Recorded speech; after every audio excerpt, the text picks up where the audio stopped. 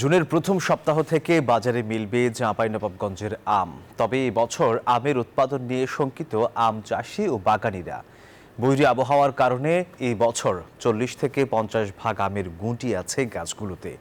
ন্যায্য দাম না পেলে গত বছরের মতো এই বছর লোকসান গুনতে হবে কৃষকদের। আর কৃষি বিভাগ বলছে আমের গুঁটি ঝরলেও এই বছর আমের লক্ষ্যমাত্রা অর্জন হবে। রফিকুল আলমের পাঠানো তথ্যচিত্রে ডেস্ক রিপোর্ট। গুটি থেকে এখন আটিসহ পরিপক্ক হয়েছে ফলের রাজা আম, আর এতেই আমের রাজধানী খ্যাত জেলা চাঁপাইনবাবগঞ্জে চলছে বিশাল কর্মযজ্ঞ। শুরু হয়েছে আম পাড়ার প্রস্তুতি।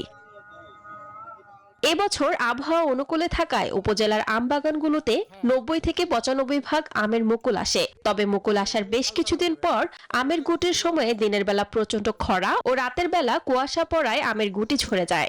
বাগানগুলোতে এখন 40 থেকে 50 ভাগ আমের গুটি থাকায় উৎপাদন নিয়ে শঙ্কিত কৃষকরা।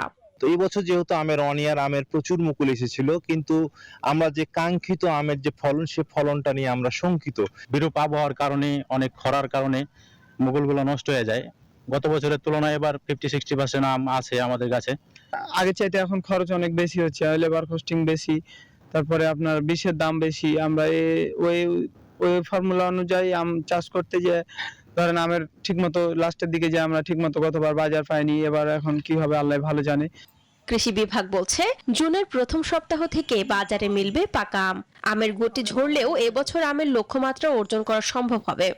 আমরা সবসময় কৃষকদের পরামর্শ দিচ্ছি যে যাতে তারা সেচটা ঠিকঠাক মতো দেয়, এতে করে আম ধরা কমে গেলে এবং ভবিষ্যতে যদি শিলাবৃষ্টি কিংবা ঝড় যদি না হয়, তাহলে এখনো গাছের যে পরিমাণ আম আছে আমরা উৎপাদন যে লক্ষ্যমাত্রা আছে সেটা অর্জন করতে পারবো বলে আমরা ধারণা করতেছি।